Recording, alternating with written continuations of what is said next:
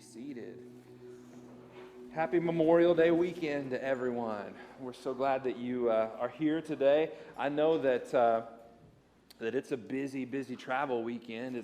Everybody's been cooped up at home, and the weather's nice, and so a lot of people are out and about today, but we appreciate you being here this morning. I do know that we've got several of you in here that have served in the armed forces, and Memorial Day weekend is a special weekend because not only do we remember those that have come before us, but we also remember just the sacrifices that people have made for our nation. And one of the things that I always want to do on Memorial Day weekend is recognize those of you that have served in the armed forces and the military and for this amazing country that we live in. So if you have served in one of the armed forces, would you stand for us, please, so we can recognize you and honor you really quickly?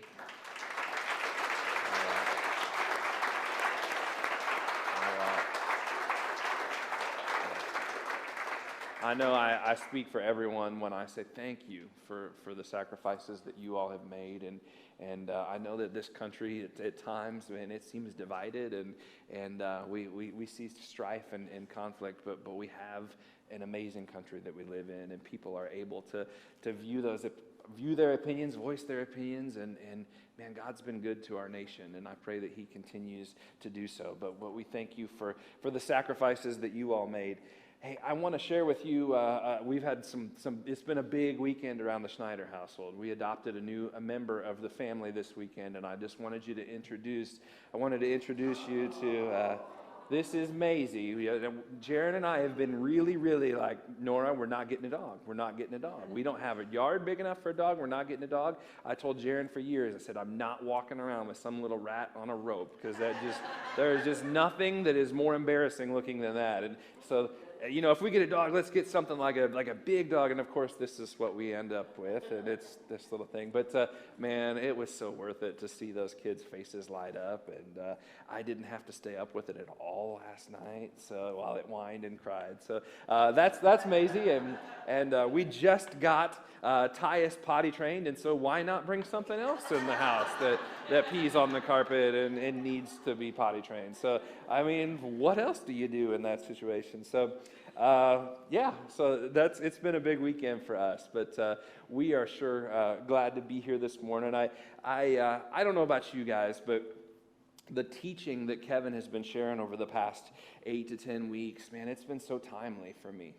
It's so strange to have your world so dramatically altered. The way that we do things have been just completely turned upside down, and it's when you go through something like that, it's hard to not be affected by it. It's hard to not be, to struggle through moments of that. And the teaching that he's had over the past several weeks, it's like he could just see into the stuff that I was struggling with and going through. And I know some of you have shared those same thoughts. And it's been so powerful, and I appreciate it. In fact, one of the things that I want to share with you today, I hope that this will reach some of us right where we are today. A couple of weeks ago, I was sitting in here on a Monday night. And I don't get a chance to make it up to CR very often because, it's just another night of being away from home and being away from the kids. But I was able to sneak away and come up to CR. And I was sitting right out there. And this gentleman came up and stood right where I'm standing. And he said, anybody have anything positive or negative that they want to share? And I love CR because it's this intimate setting where people, they're real with each other. And he said, well, no, but there was just some silence for a while. And he said, well, I've got something I'd like to share. And this great big man talked about a morning when he was supposed to be heading off to work. But he, for whatever reason, through all of the hardships of things that were going on, circumstances outside of his control, he said, I just stopped, and I couldn't even make it to work. I was so discouraged. God felt so distant to me. I was hurting so much that I had to pull into a Walmart parking lot. And he said, I just sobbed. I just cried. And I just didn't even know what to do. Didn't even know where to turn. And he pulled out his phone, and he went through his phone, and he said, I tried to find someone who could just pray for me right there in that spot. And he came across a name of somebody who he hadn't even really talked to in years. He said he didn't even know if it was the same number anymore. And sure enough, he reached through to that person prayed for him, and he said that the instant relief just poured over him. The presence of God's Spirit just relieved him right where he was. And I'm betting that we've all been there before, haven't we? We've had times where we just feel like, God, I don't even know how I'm going to make it to the end of the day, let alone reflect your love and your Spirit to people around me. But we go through those valleys, don't we? I've spoken to so many of you at some point in time, even over the last 8 to 10 weeks, where we've just hit a point where we say, God, what are you doing? What are you doing in the world? What are you doing in my life? But I want to tell you, if you've gotten to that point, you're in really, really good company. I want you to look at something for me. In Psalms 13, this is David, King David, right? The guy who was chosen to be, the king of Israel, the guy who slayed Goliath, and the guy who says he's a man after God's own heart. I want to look with you at what he says right here. How long, Lord, will you forget me forever? How long will you hide your face from me? Now, if there was ever a man that God had revealed himself to, and had been very, very clear about his love and his affection for, how could David get to a point where he says, how long, he goes on to say, how long must I wrestle with my thoughts and day after day have sorrow in my heart? How long will my enemy triumph over me? You see, in life, we have these mountaintop experiences, and David had plenty of those, but we also have valleys, right? And I'm guessing that I'm not the only one who's experienced that lately. That same gentleman that talked to me and shared that on Monday evening talked about the fact that he was reminded of the prophet Elijah. You remember Elijah on top of Mount Carmel? He's standing there, and he's just done this incredible thing, right? And the prophets of Baal were there, and they were going to show off just how great Baal was. And Elijah, he soaked the altar with water, and he called down fire from heaven. And God rained down fire. He rained down fire on this altar. And Elijah had this mountaintop experience, this incredible breakthrough, this incredible intimacy with God. But where do we find him just a few days later? He's sitting under a tree weeping, right? He's weeping because this queen has put a bounty on his head, and he just knows, he says, God, just take me now. He's so angry, so frustrated, so sad. And that's the way life goes, isn't it? We find ourselves one day, we're here, and before we know it, if we're not careful, we're going to find our circumstances have completely changed. And maybe you've gotten to a point where you're just like, man, the tears are coming out, and I don't even know where they're coming from. Maybe that's been you. You see, there are times when God seems distant, and we're going to be reading in Hebrews. If you want to turn to Hebrews chapter 12, this is actually kind of cool. It's a continuation of what Kevin preached about a couple series ago when we read through Hebrews 11, which is all about faith. This is actually the continuation of that. We're going to be in Hebrews 12. It's 3 short verses, but these are really, really practical verses that are going to be something that we can look at and get some application from immediately. So Hebrews 12, 1 through 3, read through this with me. Therefore, again, this is the continuation of what he had already said in chapter 11. Since we are surrounded by such a great cloud of witnesses, let us throw off everything that hinders and the sin that so easily entangles. And let us run with perseverance the race marked out for us, fixing our eyes on Jesus, the pioneer and perfecter of our faith. For the joy set before him, he endured the cross, scorning its shame, and sat down at the right hand of the throne of God. Consider him who endured such opposition from sinners, so that you will not grow weary and lose heart. So what we're going to be talking about today is, what do we do? What do we do whenever we feel disconnected or distant from God? What do we do when we feel like we've lost our passion, even for the things of God, the things that used to make us be filled with passion? What do we do when we just feel stuck in our spiritual walk? Anytime I'm praying through a passage and preparing to share something from a passage, I usually run my ideas through Jaren, and she kind of directs me in the right. She's got some really great insight. And I shared with her this passage, and I said, what would you even title something like that? I need an idea. And she said, how about, it's not you, it's me. And I thought for a little while, I'm like, what does that even mean? She said, you know, when you're breaking up with somebody and you don't want them to feel bad, so you say, you know, it's not you, it's me, it's my thing. And I'm like, tell me more about all these breakups, right? Just how many are we talking here? And Jaren's dad was in here the last service, and he said there were a lot. So the only thing I care about is she didn't have to use that on me. So that's the praise of the Lord there. But, man, that's so true, isn't it? I want to say that I think that this encapsulates all this, what we're going to talk about, because when we get to this point where we're at our lowest and we feel like, God, where are you? I need to hear from you. What's going on? I want you to remember that. It's not you, God. It's me. Because the problem, the disconnect, is always on our end of the line, isn't it? See, God will go through moments where he will let us struggle through things in order to reveal some truth to us.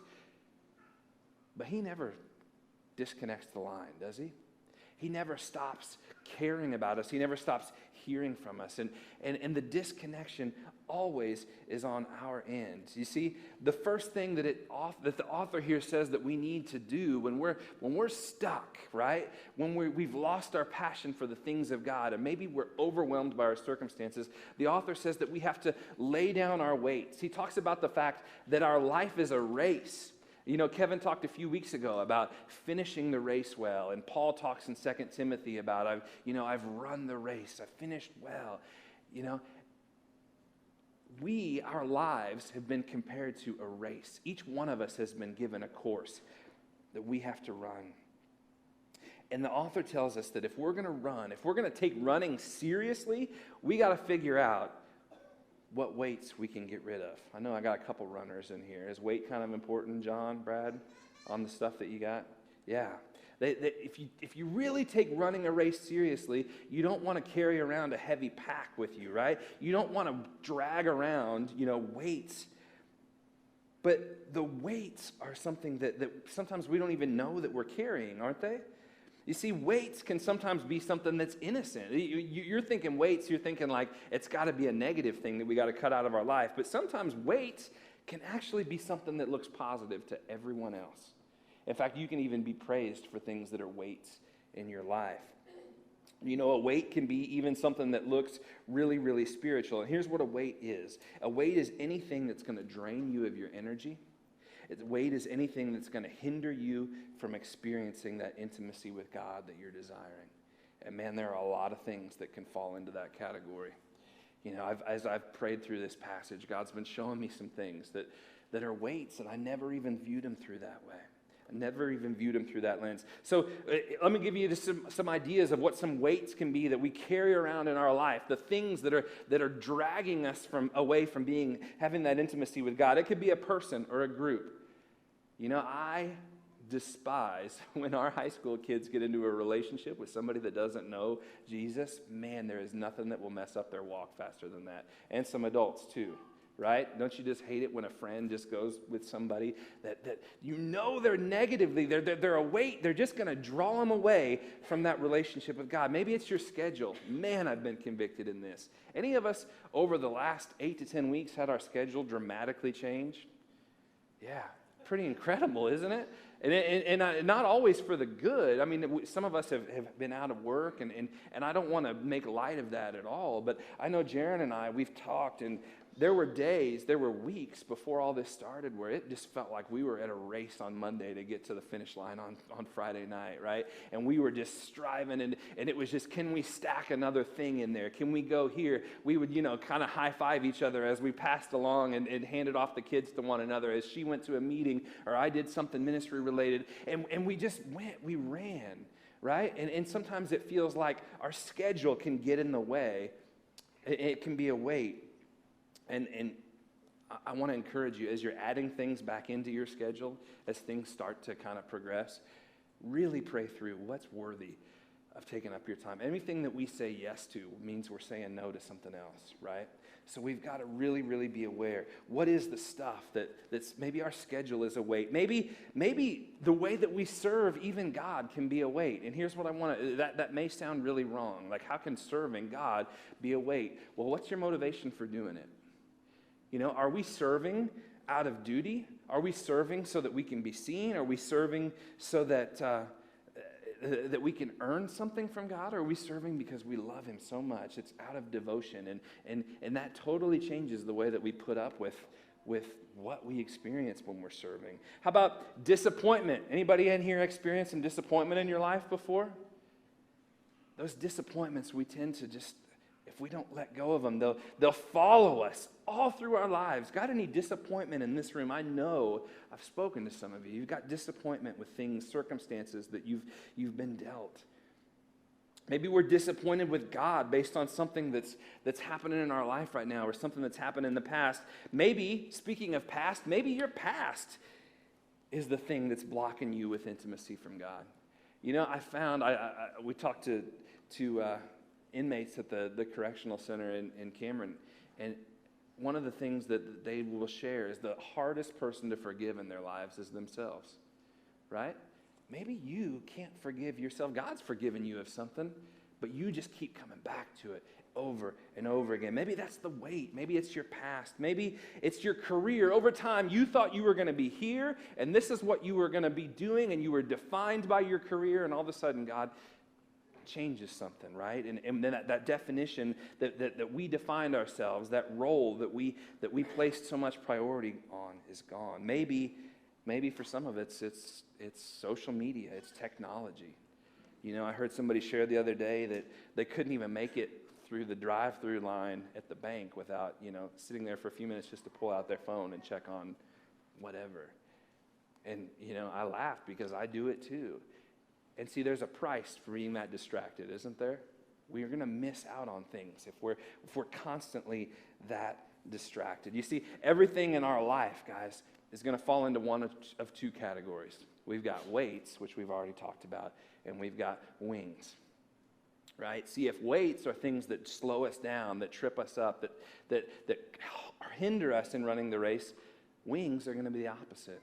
What are the things in your life that are causing you to grow closer, right? What are the things in your life that are pushing you towards God? What are the things in your life that are driving you, to intimacy with him?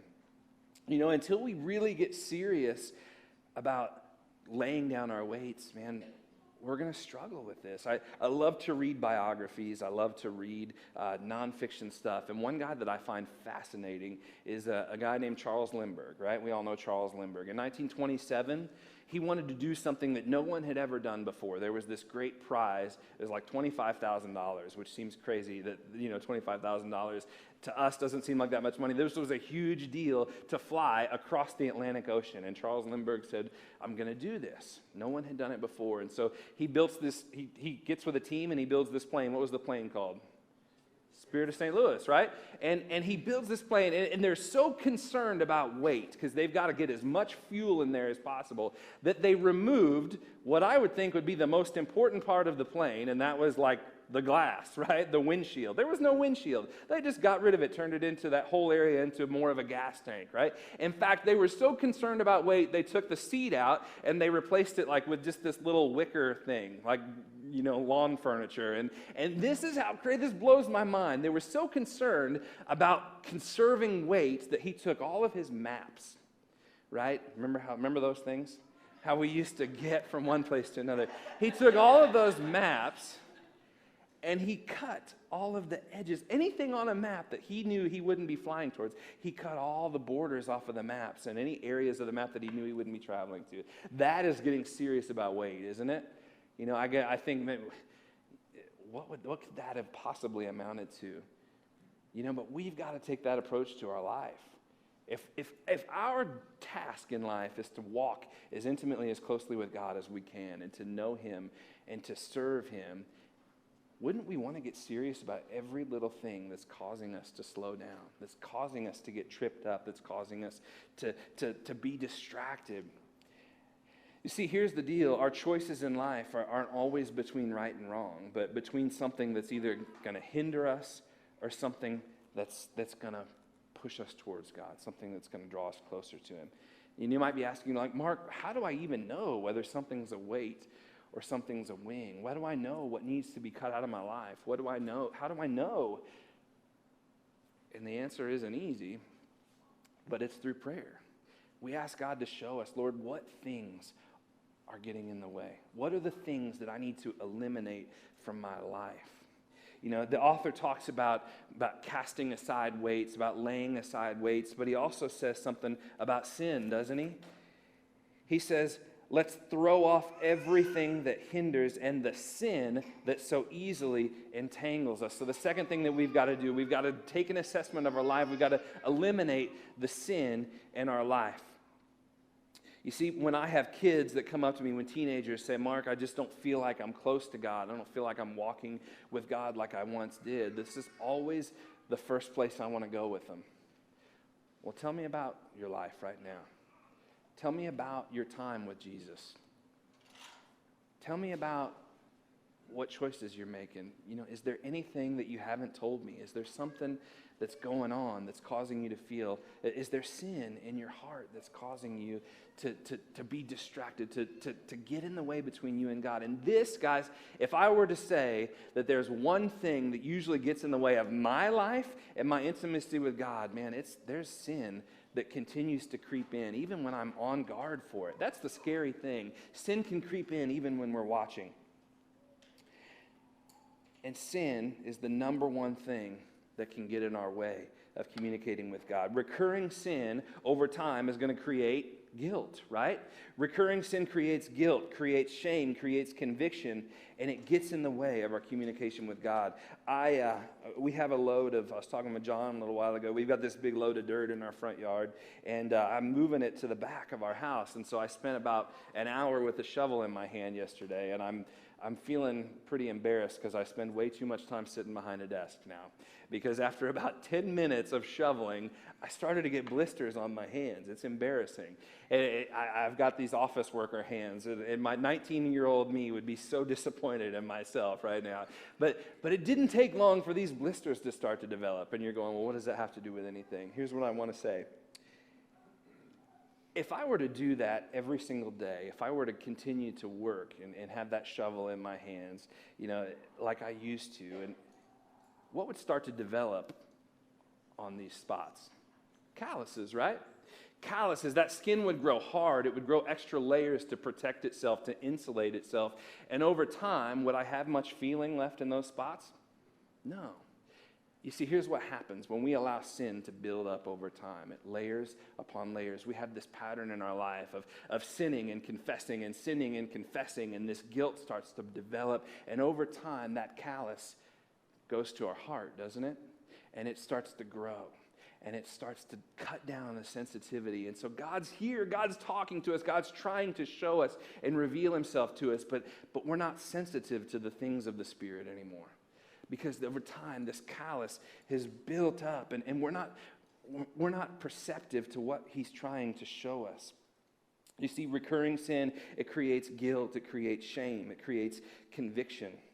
And this gets in the way with our communication with God. And especially if we've got sin that's recurring again and again. Look at what David says in Psalm 32. When I refused to confess my sin, my body wasted away, and I groaned all day long. You ever experienced that? He said it even transferred over into his body. His body wasted away. He groaned all day long. But fast forward a couple verses, he said, finally, right? And this is you and I. Finally, we get to a point where like, hey, maybe I should, cut this out of my life. Finally, I confessed all my sins to you, because God knows them already, doesn't he? And I stopped trying to hide my guilt. I said to myself, I will confess my, what does that say? Rebellion, because ultimately that's what sin is, isn't it? I will confess my rebellion to the Lord, and you forgave me. And he doesn't just say, you forgave me. He says, and you forgave me. Notice the exclamation point there. All my guilt is gone. You see, when we experience that, when that sets in for the very first time, all that we've been forgiven of, it changes the way we look at life. You see, some of us, we can become so justified. We can justify our sins so easily. And a lot of us are thinking, well, okay, Mark, I don't do this, and this, those obvious sins that trip us up, that we have to be secretive and hide about. Well, maybe your sin is something more subtle. Maybe you've got, a critical spirit. That no one around you can ever do anything right. Maybe you just can't help but just project your negativity into situations. Maybe that critical spirit pours out into everything that you say or do. Maybe you're judgmental towards people. Maybe we can do what I know I've done in the past and we can justify our sin. How do we justify sins? How do we justify sins? That's exactly what we talked about a minute ago. Instead of seeing sin for what it is, which is me thinking that my plan is better than God's and being an openly rebellious against God, we say things like, I can handle this. It'll be okay. I'll only do this once, right? I really didn't have much of a choice, right? It's really not such a big deal. Or this is one of my favorites. Other people do it all the time, right? You look to your neighbor and you say, well, look at what they're up to. Or it's not clearly forbidden in the Bible. Like the Bible doesn't explicitly say this phrase or this thing. So, I think I'm in the clear. Or what else could I have done? Or I chose the lesser of two evils. Or God is good. He'll forgive me. Or it's not like I do this all the time. And this is another one of my favorites, and it just kills me. Doesn't God want me to be happy? Doesn't God want me to be happy? When we think that our plan, that by going outside of his boundaries, that's going to somehow provide us with some sort of joy or pleasure or lasting happiness, and it never does it? And see, what those things do is when I make those excuses, they're going to relieve you of the burden of conviction. But it doesn't change the fact that we've been disloyal to God. There's a pastor and an author by the name of Paul David Tripp, and I love what he says about this. I'm going to read a quote to you. He says, in the mundane moments of our daily lives, we buy into the fallacy, the falsehood, that we can step over God's loving and wise moral boundaries without consequences. We believe that we can step outside of his boundaries without consequences. In myriad little moments, we morally are disloyal to the one who is our wisdom, righteousness, and hope. And what's important about this is that the character of a life, get this, isn't set, yours and my character is not set in 3 or 4 big moments of life, but in 10,000 little, virtually unnoticed moments. That's where our character is made. These acts of disloyalty expose the war that still rages for the rulership of our hearts and the depth of our ongoing need for rescuing and forgiving grace. Another pastor I love has put it this way. This sin is like digging our own grave 1 tablespoon at a time. It's not 3 or 4 big decisions. It's over and over and over. And what we're showing is that we've got a lordship problem, right? We want to make ourselves the ruler of our own lives rather than surrendering that to Jesus. And we dig our own graves. And what I would challenge you to do if you're in that spot, under my strength, under your strength, are we able to overcome that sin by behavior management? No, we have to throw ourselves on his mercy. We've got to ask for the empowerment of the Holy Spirit. We've got to, and he says, right? His word says that he will come into us, right? His Spirit will empower us to do what only he can do in our lives. But here's the trick. We've got to ask him to do that, right? We've got to ask him. We've got to desire to be holy, to be righteous, be holy as I am holy, right? The third thing, so we've talked about cutting out weight. We've talked about cutting out sin. The third thing that we've got to do is we have to walk in our purpose. Walk in your purpose. You see, here's the deal. Each and every one of us in this room, God's called to a different purpose. We don't get to pick our purpose. We don't choose our purpose, but it doesn't change the fact that we've been called to one. You see, the author of Hebrews compares this to a race, right? We've been called to this race, and your course, your track that you are running on is different than my course. I love how the Ephesians, and Paul says, we're God's workmanship. We're his handiwork. Other translations will say we're his masterpiece. We were created in Christ Jesus to do good works, get this, which he prepared in advance for us to do. God has provided. He's prepared works for you to do. He's prepared works for me to do. And the only thing that's going to get in the way of me doing those things that he's prepared me to do and prepared in advance to do is if in my own selfishness, in my own deceit, I choose to go a different route. You see, the author says that we've got to run the race that God has marked out before us. And one of the main reasons that you and I get so off track in life is because we start running on the wrong course. I like what her course is, right? I want to be where she's going. I want to do what this person's doing. I want to, I don't care how God's created me and gifted me. I want to do this. I struggle with submitting to what God has created me to do. I don't like my course, God. And when we're not living out the purpose in our life, guys, we're never going to be happy. If you are not walking out the purpose that God's created you to live in, you're never going to find satisfaction. You're never going to find fulfillment. You're never going to find joy. See, we've been created for a purpose, and we've been created to live out that purpose. And when we don't, it creates an unrest within us. Because we're over here doing one thing, but deep down within us, we know that we've been created and called to do something completely different. So you might be asking yourself, Mark, I don't think you understand. I have no idea. I've got no gifts. I've got no talents. What purpose could God have possibly called me? Well, I can't answer that for you. But there are some questions that we can ask for ourselves as far as finding out what is our purpose? What were we called to do? So the first question that I want you to ask yourself is, what negative experiences has God allowed in my life that he can recycle to help someone else? Each and every one of us has gone through some things, right? Jaron and I, it's not the ministry we would have chosen, but we, because of our life experience of losing an infant, we are able to meet parents where they are when they've gone through that.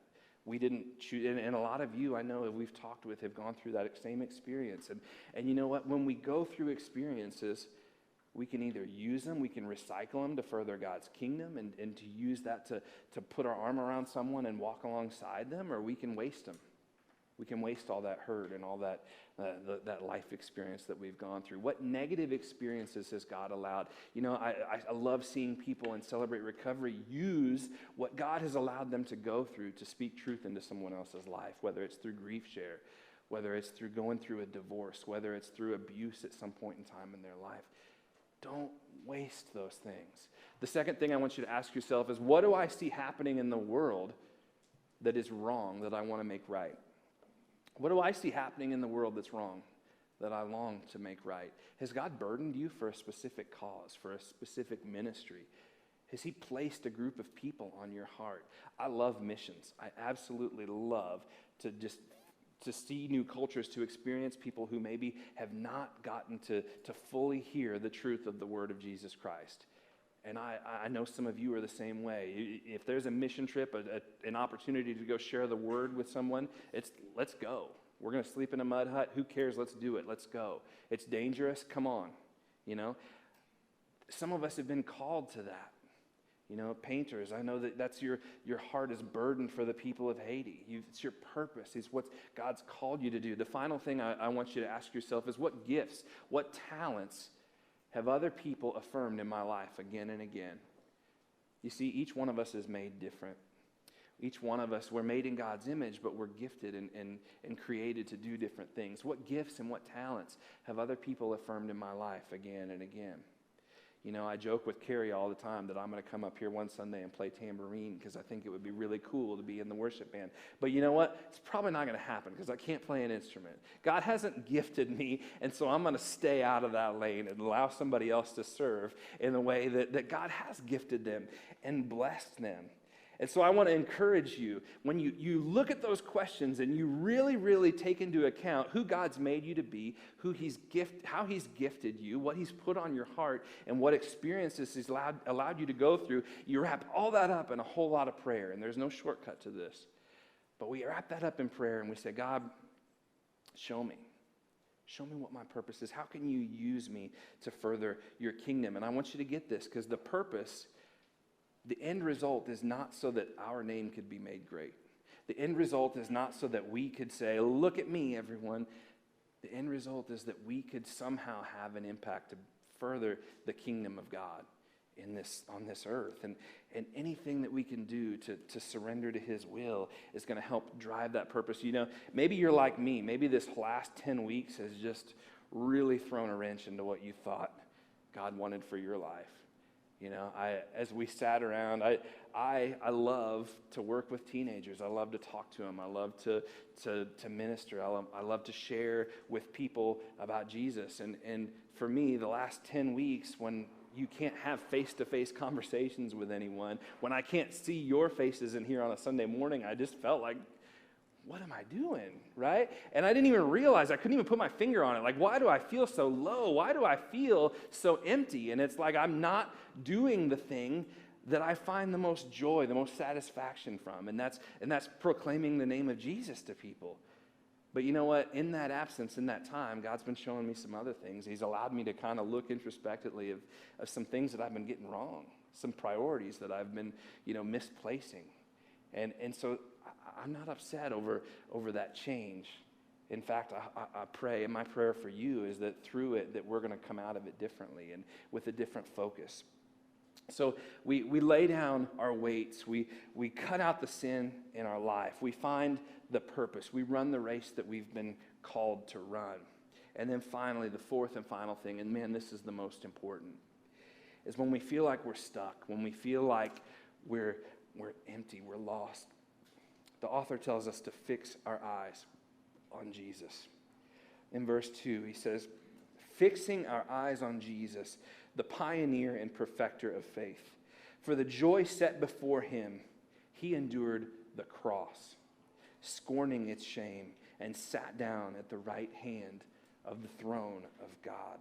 Get this. Consider Jesus, who endured such opposition from sinners, so that you will not grow weary and lose heart. There are going to be times when we grow weary. There are going to be times when things don't go the way we want them to. There are going to be times when we are going to lose heart. But I love what James says. James 4:8 says, and this is incredible, it promises that if we will draw near to God, what will he do? He'll draw near to us. If we will draw near to God, he will draw near to us. Again, it's not you, God, it's me, right? It's not you, it's always me. Jaron shared something that I thought was a pretty incredible observation. Tyus is going to be 3 here in a week or two. And the incredible thing about a 2 or 3-year-old is they do blatantly defiant stuff, right? Just to kind of test the water. And you're like, why? Why would you do that? And then, they're just crazy. But Jaron said, if I can get him to look at me, right? If I yell and he just continues to be turned the other direction, I know it's on, right? He's going to do something bad. If I can get him to stop and make eye contact with me, I can usually speak some truth to him or give him the look, right? We're good at the look, and he'll listen. But when his eyes are turned, he's going to do his own thing. It's just like us, isn't it? Mac and I were talking this week about, we were by a lake, and we were talking about the storm and in the Bible, and about how when, at the time when Peter stepped out of the boat, it wasn't storming necessarily at that time, but Peter stepped out in the boat, and Mac said something pretty incredible. He said, yeah, but when he took his eyes off of Jesus, that's when he really got into trouble. I'm like, man, there's a lot of truth in that, isn't there? When we take our eyes off of Jesus and we put something else in that place that's only marked for him, we've been created for that purpose. When we take our eyes off of Jesus, we're going to find ourselves in trouble in a hurry, aren't we? I know I do. You see, this whole thing, coronavirus, I believe God's wanting some of us to do some open heart surgery. And maybe, just maybe, this break, this abrupt shift in the way we do things is going to provide the room that he needs to work in our lives. And my prayer is that our church, as a church, just like this guy I told you about earlier, rather than coming in here on a Sunday morning, slapping each other on the back and saying, how you doing, brother? I'm doing great. Everything's perfect. And then we walk out the door and we go right back to our brokenness and our fighting and the tension in our home and the struggles and hurts, that we would just be real with each other, right? I want this to be a place where we can come alongside each other, be real with one another. Maybe for some of us, this whole experience is going to be a reminder that we've forgotten we're in a race, not a pleasure cruise, that this experience has shaken us up and reminded us that we've got a purpose that we're living for. And guys, we don't get a long time to do it. The older I get, the more I understand that verse that says, our life is but a vapor, right? It's just a mist, and it's here today and gone tomorrow. I want to close with this last thought.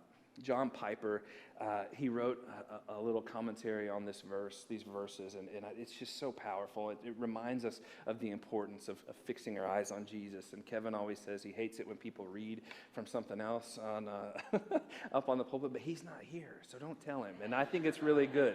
So just humor me. I love this. He says, and this is going to start by reiterating some of the verse here. Near the end of the verse, let us lay aside every encumbrance and sin which so easily entangles us, and let's run with endurance the race that is set before us. There are a couple of things said here as a means to running. It says, lay aside every encumbrance and sin which so easily entangles us. That's what we've talked about. But he says, not just sins. Don't just lay aside sins to run this race. Lay aside every other weight that gets in your way. What this says is, don't just ask what's wrong with this. Don't just ask, is it a sin? That's about the lowest question you can ask in life. Well, preacher, what question should I ask if it's not, is it a sin? And the answer is, get this, does it help me run? The question that we've got to ask about our lives is, does this thing help me run? Does it get in my way when I'm trying to become more patient?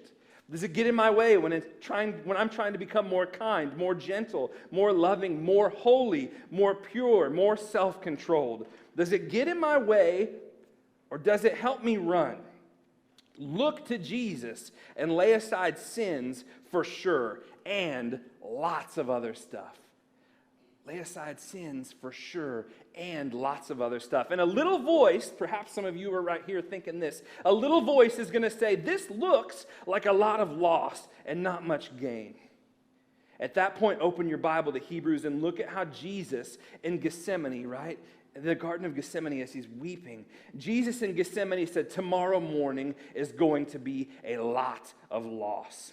This is going to be mega loss at 0 o'clock tomorrow morning. In fact, it's going to happen all night long. I will never sleep again before I die, and it's going to hurt like hell, literally. How did he do that? For the joy that was set before him, he endured the cross. So the answer is yes.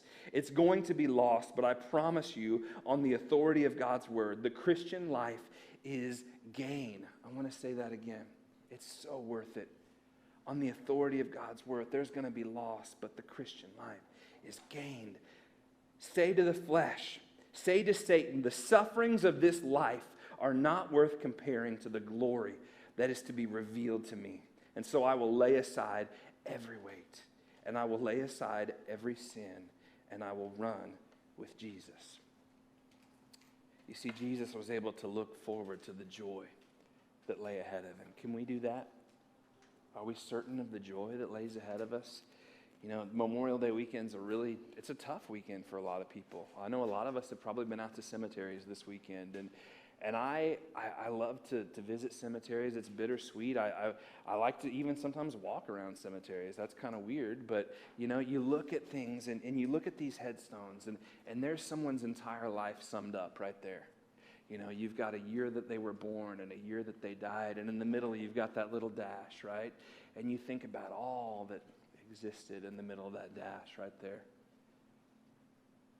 And it helps me remember just how fragile this life is, how we're not promised tomorrow for anything. And it helps me remember that person had a race that they raced. That person had a course that was plotted out for them. And I wonder, did they run it well? Did they know the satisfaction and the joy of living for Jesus? And that's my question to you. You see, our lives are short. We only get one opportunity to do this thing. What are we living for? What's causing us to be weighed down? What's burdening us? What's stumbling? And what's causing us to not walk in a closeness and an intimacy with God? And if it's not a weight, it's not a wing, it's a weight. And let's cut it out. Will you pray with me?